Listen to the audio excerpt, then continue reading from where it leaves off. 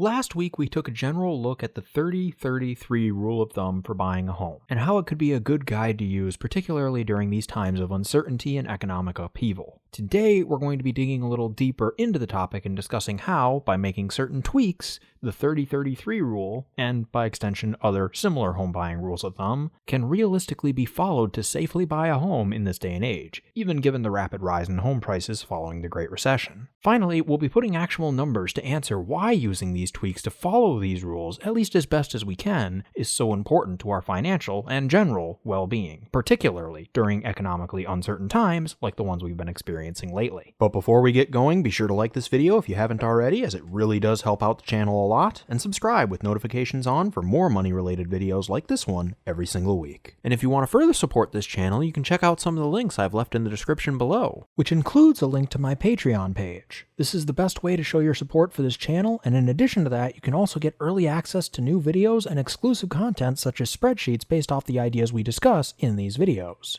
The spreadsheets will allow you to play with your own numbers and see how big of a difference some of the ideas we discuss can make for your own personal financial situation.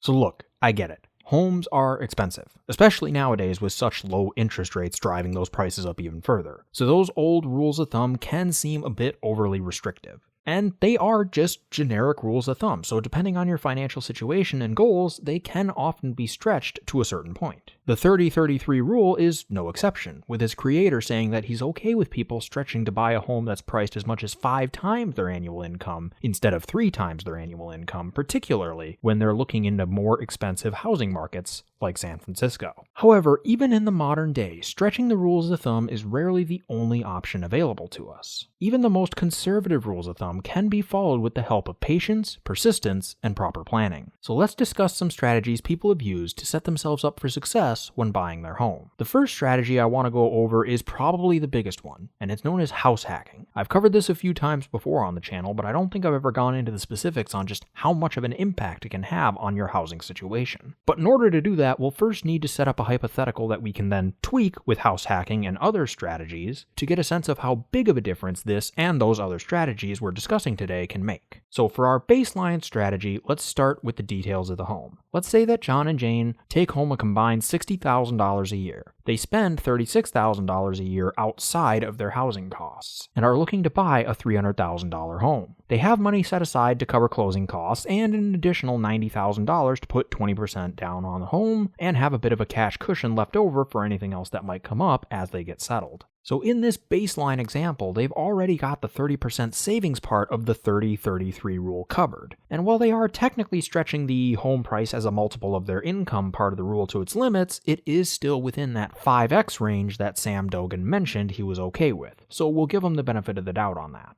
As for the cost of home ownership, let's assume that John and Jane take out a standard 30-year mortgage with a 3% interest rate. Given that, we know that their mortgage payment will be somewhere in the neighborhood of $1,012 a month. Property taxes, home insurance, and maintenance varies from place to place and home to home, sometimes quite a bit, so we'll have to make some assumptions here, but for this video, I'll assume that property taxes and regular maintenance will each cost around 1% of the value of the home per year. That's at least in the same general ballpark of what property taxes average where I am, and the 1% rule is a fairly common rule of thumb for maintenance and repair costs on a home. Between those two expenses, this adds up to around $500 a month. We'll say that home insurance averages around $35 per month per $100,000 worth of coverage, which is the rough estimate that Zillow often gives for this category. That would mean that John and Jane's home insurance bill would be somewhere in the neighborhood of $100 a month. We'll say that utilities run them an extra $300 a month on average, and they set aside $250 a month for any unnecessary but still desirable home improvement projects that they want to do. Thanks to the fact that they're putting 20% down on the home, they will not have any PMI costs to deal with, and we'll also assume that they don't have to pay any HOA dues or other similar fees. In total, this means that John and Jane's new home is costing them a little over $2,150 a month on average. That's equivalent to a little over 43% of their gross income, which is not an uncommon situation for prospective home buyers to find themselves in nowadays. They're missing the mark based on most of the rules of thumb out there and are technically going to be spending slightly more than they make, but it's not necessarily to an alarming or unfixable degree. Over Over time, we'll assume that costs, which are not tied to the value of the home, increase by about 3% per year due to inflation, and that John and Jane's income rises by about the same amount. We'll say that the home itself appreciates a little bit faster than inflation at about 3.5% per year on average, and we'll say that any investments that John and Jane make will produce annualized average returns of 8% per year before inflation. Finally, if John and Jane need to take out a loan for anything other than the mortgage, they'll pay an interest rate of 5% on the balance. So given those assumptions, if we looked 30 years into the future when the home is finally paid off, assuming they don't sell it and move,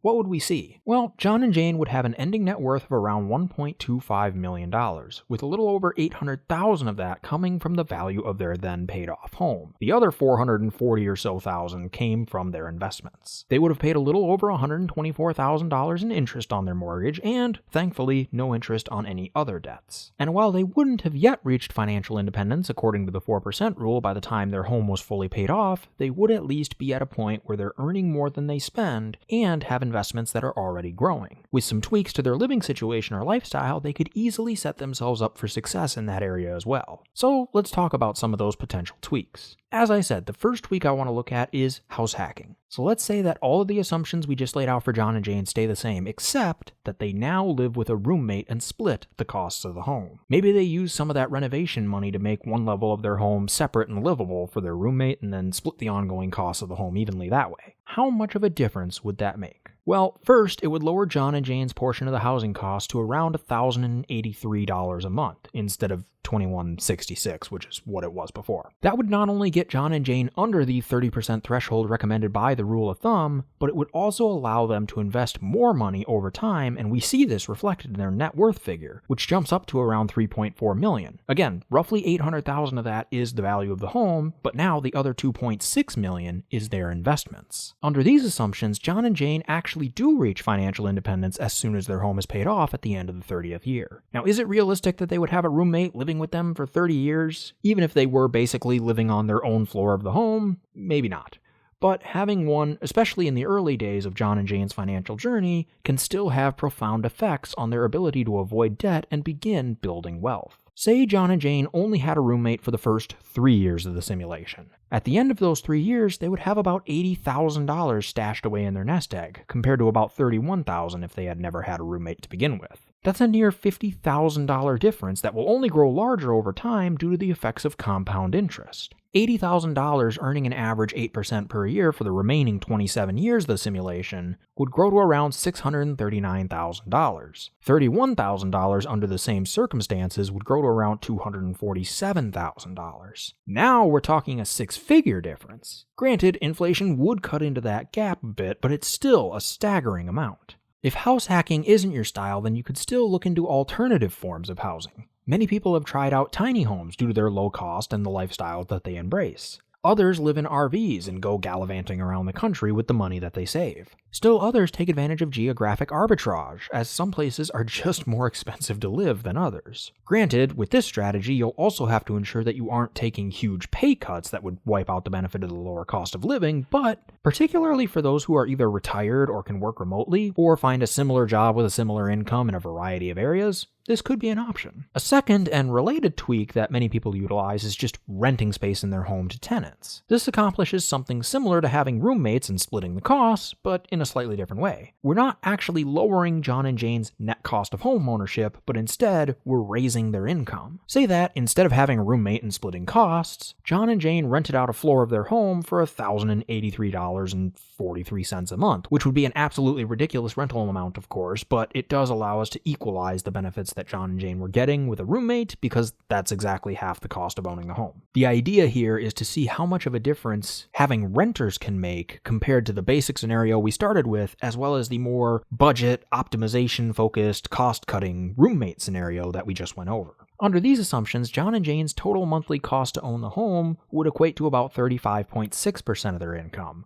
which, while better than the original scenario, is not quite as good as the split-cost roommate scenario. But given that they would have raised their income, the price of the home is now only about 4.1 times their annual income, which is the best mark we've achieved so far. John and Jane's ending net worth would be a little north of $3.4 million this time, with about $2.618 million of that coming from their investments. They still never have to take out any additional loans beyond the house, but unlike with the splitting cost roommate scenario, they don't actually reach financial independence by the time their home is paid off. With monthly expenses of around $10,000 a month after the mortgage is paid off, the 4% rule suggests that they need around $3 million to be considered financially independent, which they would technically have if they sold their home, but then they'd have to add in the costs of a new mortgage or rent bill to their expenses, which would probably make them come up a bit short again. But that's not a deal breaker. Given their income and their investments, barring some major changes, they'll likely cross that FI threshold sometime in the next couple of years. You could also try to increase income in other ways, such as with a side hustle or business, or potentially a career change or promotion, if those are on the table. The side business can be nice because it allows you to potentially save money in other areas in addition to having the extra income. This is because you may be able to take tax deductions for things like a home office or certain utilities like the internet and other business-related expenses. Depending on the business's demands on your time, you may also see yourself saving money in other areas of your life simply because you've replaced some of your old activities with working on the business. For the sake of this hypothetical, let's say that John and Jane start a side business, which nets them an additional $750 a month on average. In addition, they see their non-housing related expenses fall by about 10%,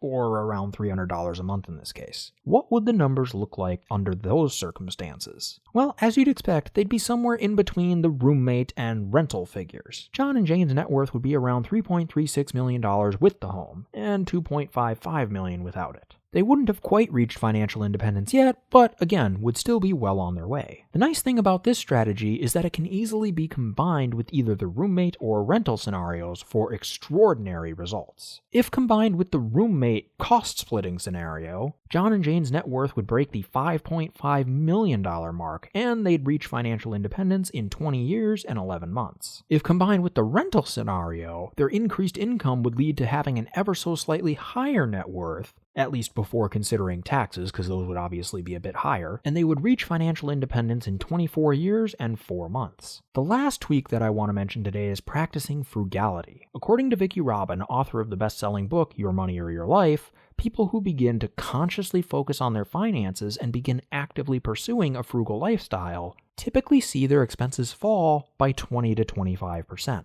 Similar to the side business scenario we just went over, the true power of this tweak goes far beyond the mere act of saving money, because in addition to the non-financial impacts it can have on your life, it can be combined with just about any other tweak that you make. You can become more frugal with roommates and renters. You can become more frugal while working on a side business. And you can certainly become more frugal while transitioning into alternative forms of housing or moving to a new location. But assuming no other changes from the original baseline scenario were made, but John and Jane took up a more frugal lifestyle and saw their non-housing related expenses fall by 20%, here's what the future would look like once their home was paid off. They'd have a net worth of nearly $2.5 million and would be just a handful of years from reaching financial independence. If they combined it with splitting their housing costs with a roommate, they'd have a net worth of $4.6 million and would reach financial independence in 22 years and 7 months. If they also started a side business, netting an extra $750 a month and further reducing their spending by 10%, they'd have a net worth of over $6.7 million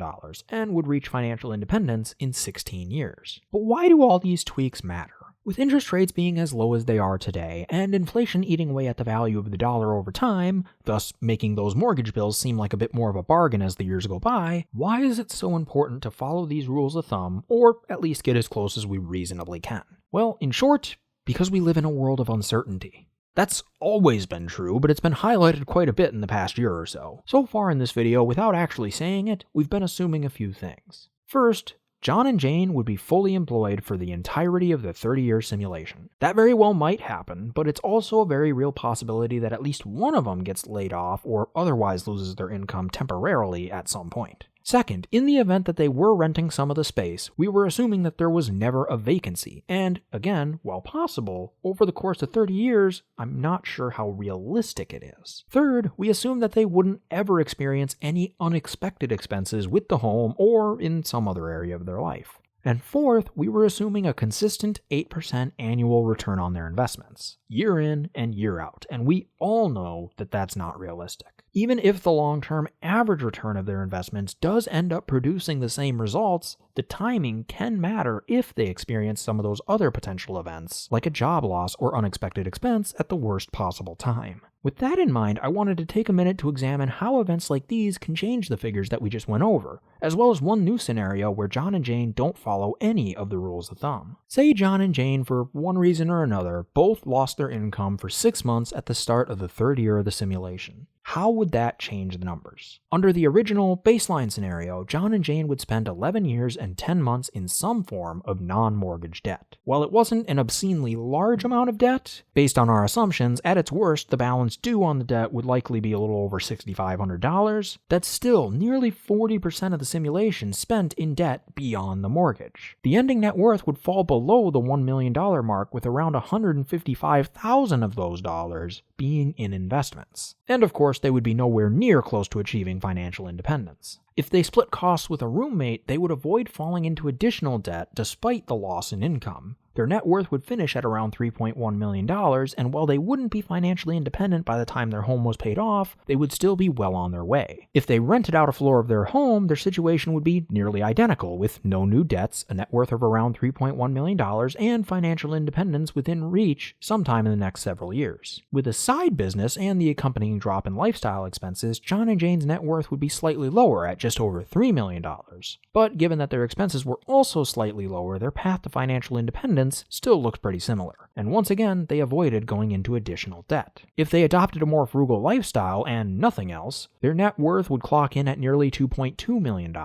They would have avoided adding any more debt, and would be a bit further from achieving financial independence than in the previous few scenarios, but still considerably closer than the original baseline scenario. Finally, if they did a combination of these tweaks by becoming more frugal, starting a side business, and finding a roommate, their net worth would jump up to a whopping $6,374,507. They would obviously have avoided piling on any additional debts, and they would have achieved financial independence at the 16-year, 11-month mark of the simulation. Even if we expanded the event to something more extreme, say John and Jane both losing their ability to earn incomes for a full 2 years instead of just 6 months, they still would have a net worth of over $5.4 million, no new debts, and would have reached financial independence in 19 years and 8 months. However, if John and Jane had ignored the rules of thumb entirely, the situation would be a lot different. We're going to have to make some alterations to our original scenario here, because even our original scenario saw John and Jane following 2 of the 3 parts of the 30-30-30 rule of thumb, even if they were stretching one of those 2 parts a bit. So instead of buying a $300,000 home, which is 5 times their annual income, we'll say that they stretched it a bit further to a $360,000 home, or 6 times their annual income. And instead of paying 20% down with a 30% cash cushion, we'll say that they put 10% down and have no cash cushion. This will also add PMI as a new expense. For the sake of this situation, we'll assume that PMI costs around 0.5% of the original mortgage loan amount per year.